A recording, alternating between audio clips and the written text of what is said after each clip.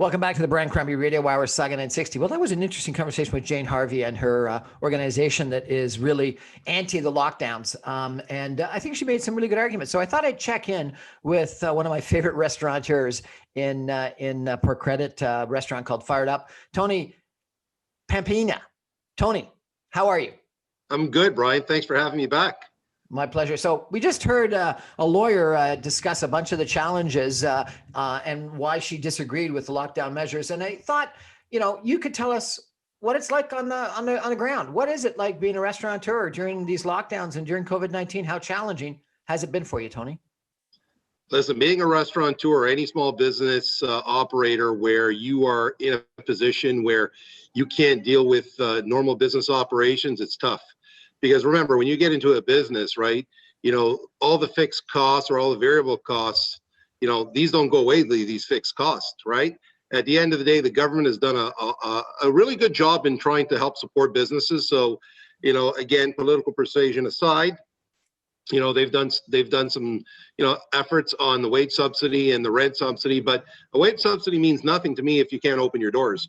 Rent subsidy is helpful, but outside the rent, they're not paying you 100%. You still have to pay for insurance, small business loan, equipment rentals, etc. So, you're damned if you do, you're damned if you don't. And the challenge here is, these decisions that they're making in regards to which zones are opening or we're not opening, it's devastating because, every small business operator, regardless of the industry you're in, is dealing with hope.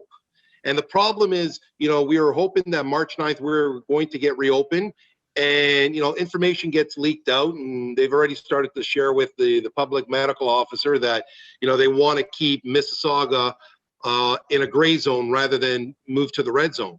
And the gray zone to me is meaningless, right? What the gray zone is it's like darkness. It's nighttime. It's the end of stuff for companies like yourselves. Yeah, no, exactly. Let's be realistic, right? The red zone isn't going to turn things around, but the red zone makes you relevant again, right? So what would the red zone be for you? It would be what, 10 people in the restaurant? 10 people in the restaurant, which ultimately for any restaurant, especially a larger restaurant, right? So you think of some of the large chains where they have capacity of 200-300 seats, it's still 10 seats. So it's hard to build a business on a model of just 10 seats because you're not going to be able to generate the revenues you need to cover all the expenses for the last 4 or 5 months. So Tony, right? I've been in your restaurant. You put up plexiglass between booths. You didn't seat people at some tables. Your wait staff were all wearing masks.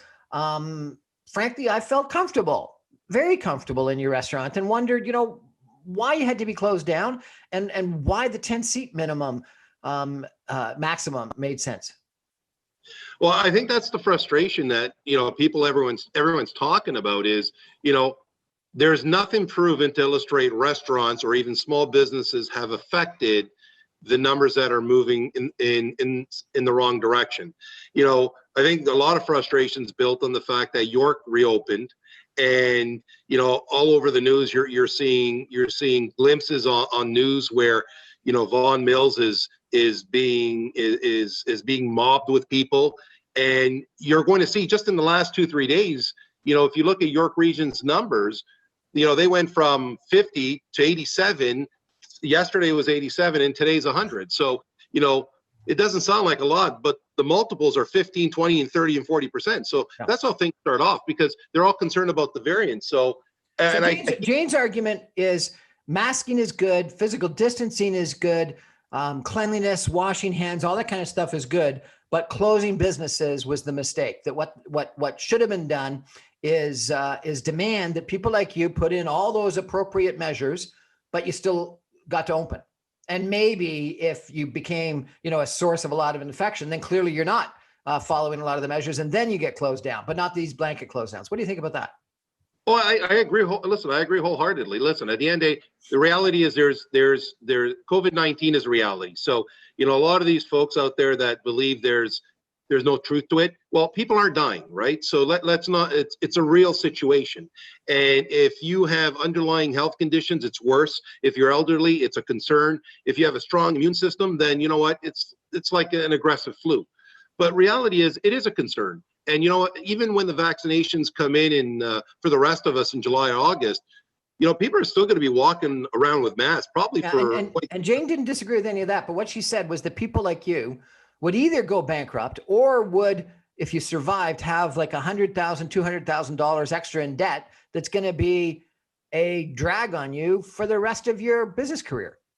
Well, see, that's one of the biggest challenges that gets involved here, and it's ego, right? So at the end of the day, you look at a lot of these small businesses that decided to give up, and you say to themselves, you know what, you know, tough it out, give it a go, and like, you know, maybe that was the right decision, right? See, for me, I've got a lot of people that work here that, you know, their families work here. So, you know, you want to do the best. Like our summer was great because, you know what, there was a lot of demand.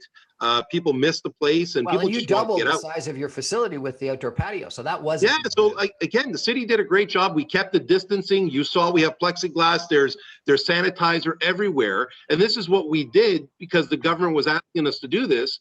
And then all of a sudden we get sucker punched where, you know what, it's you know, let's not put outside patios. You know, people spend a lot of money putting outside patios, and you know, this is the challenge. So we're moving in the right direction. One step forward, two steps back. And it's killing businesses, right? And you see it in Port Credit. There's a lot of lease signs going up. Downtown is a ghost town. Are you breaking even, or are you losing money? Oh no, listen. The restaurant's closed right now because at the end of the day, you know, with Halton being open and York Region being open, there's pent up demand to go out to those places. People are border hopping, not because they're trying to be ignorant or rude. It's just people are tired of being in their house, right? So I'm losing on a monthly basis with the government support, probably in the vicinity of at least $5,000 a month out of my own pocket, outside of the government support, right? So you think about it, you know, I've probably carried this place since November, once we went into lockdown, probably around another $30,000 out of my own pocket, and it's just silly because you would have lost probably a comparable amount in the spring. Pardon me? You would have lost probably a comparable amount in the spring lockdown too, right?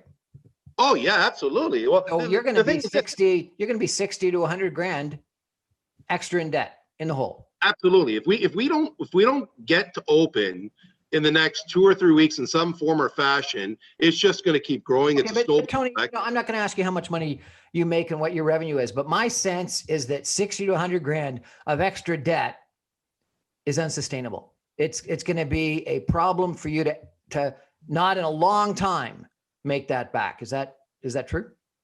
Well, it's going to be tough. I'll tell you that. However, if we can get back to business, and with all the demand that wants to go out to restaurants and enjoy, and listen, let's not kid ourselves, right? The weather last year was in everyone's favor, right? Especially if you had a patio.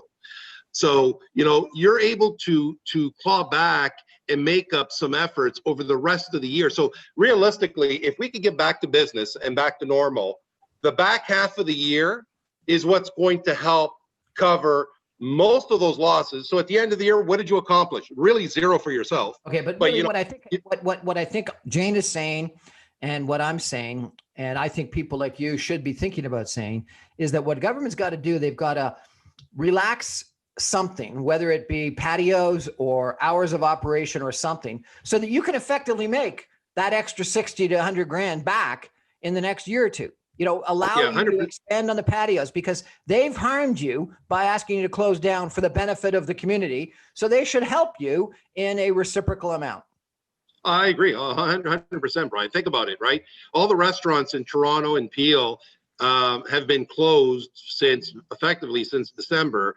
The numbers jolted in December and January. We didn't cause any contribution to that. We've been closed. So if we've been closed and we didn't provide any contribution, it's not coming from us. So there's a proof of concept, right? Yeah. So, you know, I agree with you. Like, the government needs to step up here and do more than what they're doing. They've done a lot, but at the end, it's at the risk of, you know, remember, it's not just a business here. It's a bunch of families that work, and there's a bunch of people that work in these businesses. No, I agree. And, so and it's all going to go away. For argument's sake, I think you've got 2 or 3 parking spots in front of your restaurant that you turn into a patio. Yep. And that would not, this is the first year that the city has allowed you to do that. Is that correct? That's right.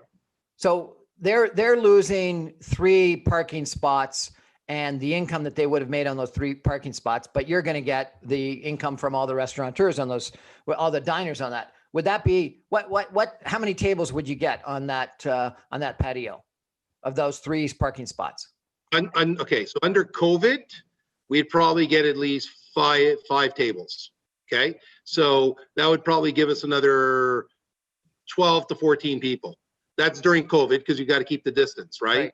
In a non-COVID environment, we'd probably be able to put at least 20, 22, right? Okay, so my argument is that for sure this summer during COVID, they should allow you to keep that spot, but they should allow you to keep it in the future for a couple of years more, if not forever, to allow you to make back the money you've lost in the past year.